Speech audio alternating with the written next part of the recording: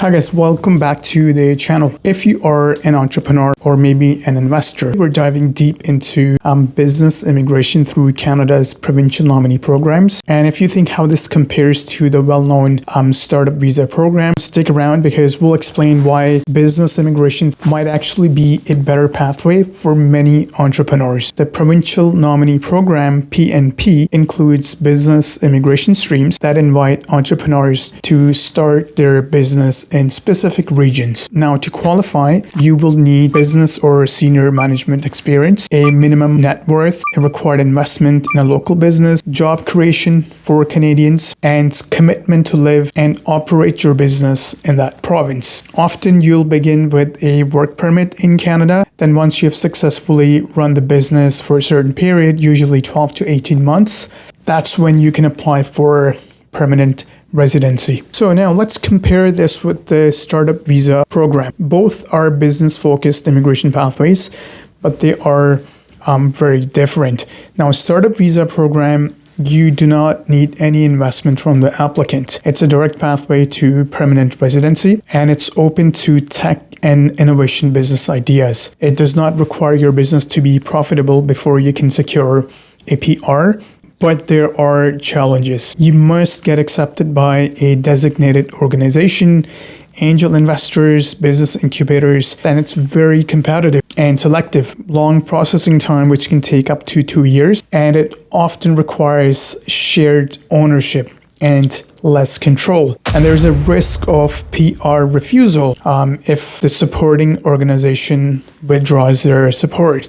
So why should you choose business immigration? And why do I think PNP business immigration is a better option? There is more control. You are investing in your business idea, faster initial approval. Many PNPs process work permits in 6 to 12 months.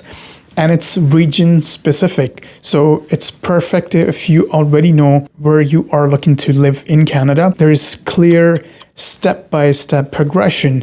So you establish your business, you get nominated, you apply for PR, and there is no third-party endorsement in business immigration. So if you are a more traditional entrepreneur or just someone who wants to avoid the red tape, PNP business immigration can actually be faster, it can be simpler, and it can be a more reliable route to PR than the startup visa program. Now let's go province by province and let's look at what each region has to offer for business immigrants. So we'll start with British Columbia. So British Columbia has two main streams. First one is the base category, and that's for experienced entrepreneurs investing at least $200,000 in a new or existing business. And the second one is the regional pilot. Now that's ideal for smaller communities and requires a lower investment. And that's around $100,000. Plus, of course, you have to be endorsed by the community. So up next is Alberta, and Alberta targets both rural communities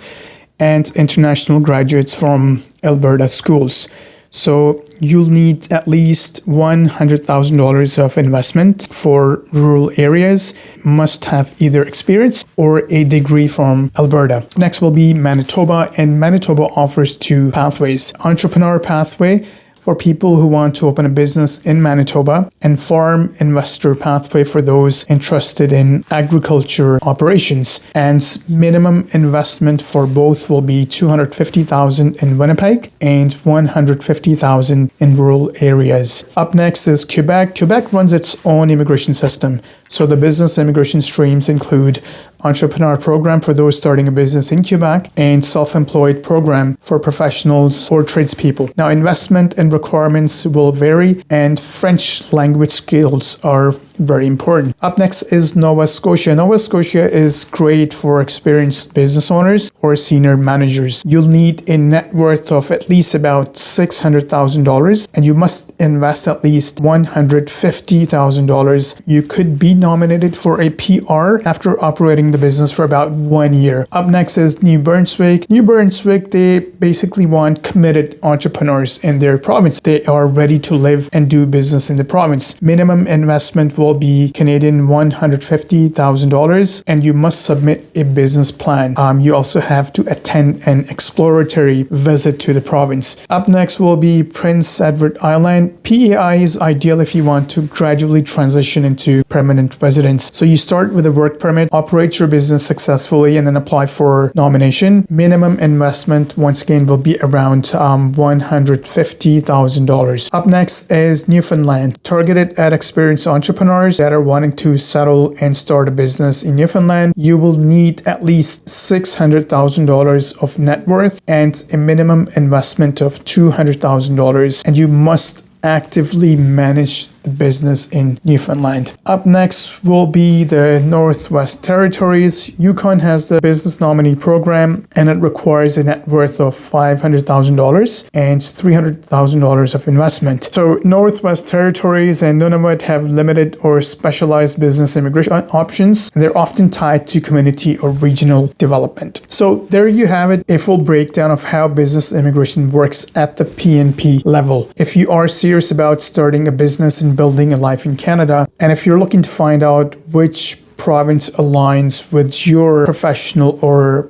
business profile, then you can book an appointment with one of our licensed Canadian immigration consultants. The link is right here. You can either meet us in person at our office here in Mississauga, or you can also meet us over Zoom. We'll have a detailed chat of about 45 minutes to 1 hour, in which we'll do a complete assessment to see where you stand. And of course, we'll let you know how you can move forward. And lastly, once again, I'll let you know, personally, I think business immigration through PNP levels is a much better option than the startup visa program, given its complexity and the steps that are involved, where you have to get a letter of support from angel investor groups or business incubators. Anyways, that's it for now, and we'll come back with more updates. Thank you.